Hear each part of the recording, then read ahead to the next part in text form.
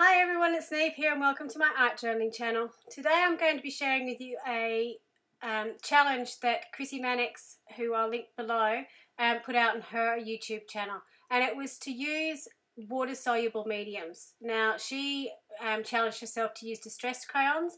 I don't actually have, I've got one or two distressed crayons, but I decided to challenge myself using the Dina Wakley scribble sticks. I have them. I sometimes use them, but I see everyone else using them. They have so much success with them. They just look beautiful, and I really struggle with them.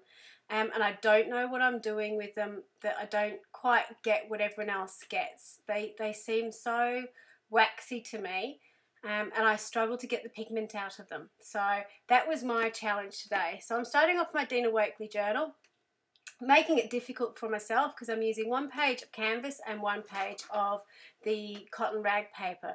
I didn't actually set out to do 2 pages to begin with. I was just going to do the one, but you know, it's me. I end up doing 2 in the long run. So I'm just activating my my scribble sticks in some water, which is just off screen, and scribbling it on, and it's kind of working. I'm getting the pigment out. It's taking a little bit of scrubbing to get it out. It's not flowing as well as I like it to, but they're beautiful colours. I love the colours in the Dina Wakley range, so I'm quite happy. I really didn't know what I was doing with this page, so I was just getting colour down the page. So doing dots from the scribble stick, putting down circles. It was a good mix to have. One of the things though that I learnt to do when I went to the Dina Wakley class was to flick the colour sticks. So you activate the stick, you dip it in water, and then you get a stiff brush and you start flicking it across the page. And you can get quite a cool effect, quite splattery. To clean off my brush, I started cleaning off the opposite page, which is why I decided to end up doing the 2 pages. So one of the things that I know Dina talks about in a lot of her videos and in class, one of her favourite colours is the olive colour, because when you flick it and when you use it sometimes, it actually turns out to be almost like a neon green colour. It's quite a unique colour that comes out of it, so it's something unusual to have. So I've got these 2 pages now, and I wasn't really sure with what I was doing, so I just continued to add splits and splats and splashes all over the page.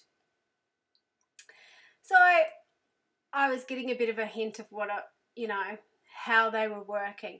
I still want to conquer being able to use them on my stamps. I struggle with that. I'm not sure if I'm using the right stamps or the wrong stamps when I'm trying to do it.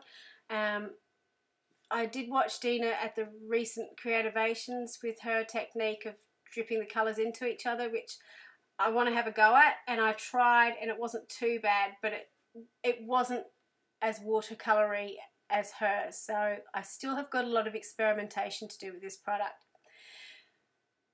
Because I wasn't 100% sure what I was doing, I thought I'd just grab a stencil out and put some paint on, and at this stage I thought, oh well, I've got my stencil out, I'll do it on both pages. So I like how there's sort of some symmetry happening between the pages.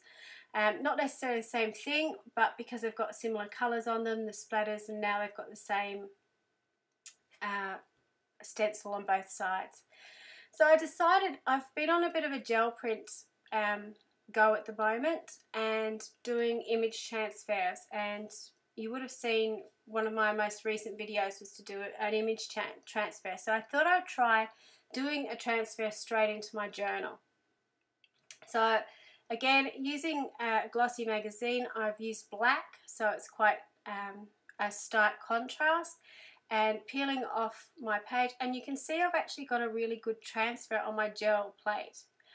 But by the time I tried to lift it up and place it onto my journal page, and the texture of the journal page, it didn't transfer as well as I wanted it to, but I still had that figure down the edge, which I was really pleased with.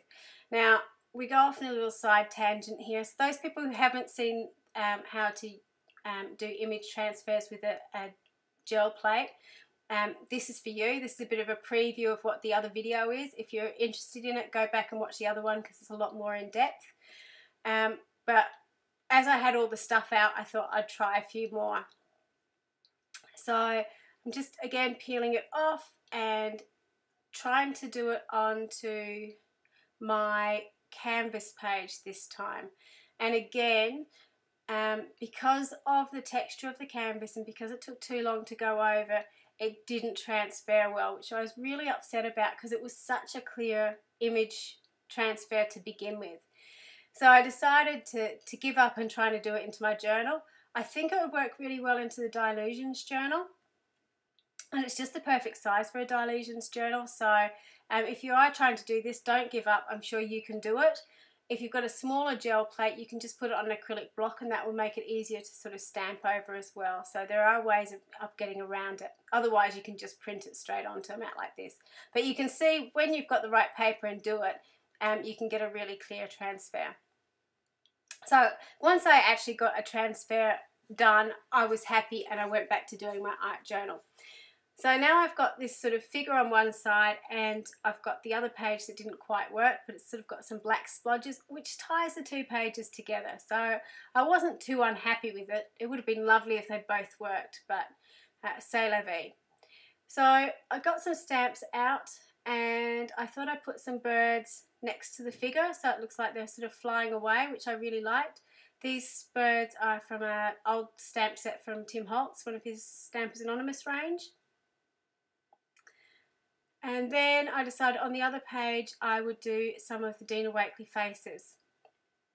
So just using some black paint and pouncing through just to get these sort of scribbly faces on the page. So these are slightly odd looking, but I quite like them, and they're nice because they're all joined up together. Just going with a paint pen and sort of extending the lines just so it's connected to one side of the page. In the past I've sort of put in flowing hairlines as well, but because I've got so much going on in the background I thought I'd leave that for a change. Then I grabbed out some of her the Dina Wakley collage words and I thought I'd put those onto the page. So this one is about art changing people and people change the world. So I thought that worked out well with the people in the background. I was still sort of considering what to do with the other page as well, if I wanted to put a big quote on it or put something down the bottom. The bottom was looking a bit bare to me, but I ended up putting on this one, which went straight across the page. So larger, better than I thought. I did not know I held so much goodness, which I thought was nice with that figure and the birds flying out. So, you know, I'm sure there's some hidden meaning in that somewhere. So I'm just using some collage medium to put it down. And I'm quite generous with the collage medium when I put it down. And I have noticed, and I don't know if it's using with the scribble sticks, but gluing the tissue papers down on the scribble sticks makes them look a little bit more translucent than if you do it over acrylic paint. So it's probably because the scribble sticks are water activated and they probably stain underneath the paper, so it blends it into the background a little bit more. So that is something I'm going to play around with, particularly with the white collage papers, because I've been struggling to use those in my stash. I'm a bit addicted to this. This is Dina Wakley's new heart washi, and I'm a bit addicted to sticking one of those hearts on all the figures I'm doing at the moment. So, and I had some of the other washies out, and I thought they'd be good to use as a sort of border around my quote. Now I'm just going in with the mask, the stencil again, just to kind of work out where the eyes are and sort of to draw them in. They kind of look a bit staring and glary, but I quite like the effect. It's certainly popped the faces out of the page a little bit more and actually drew your eye to the fact that they're faces rather than sort of just random lines on the page. That's pretty much all I did to these pages, apart from putting a few highlights on the eyebrows and the noses and so on. So these are my challenge. This is my challenge completed. I'm not sure if I used scribble sticks as effectively as they could be used, but I was quite pleased with the result in the end, and it's certainly something that I'm going to keep playing with. They are a medium that I really like. I just need to know how to use them more. Thank you so much for watching, and until next time, see you later. Bye.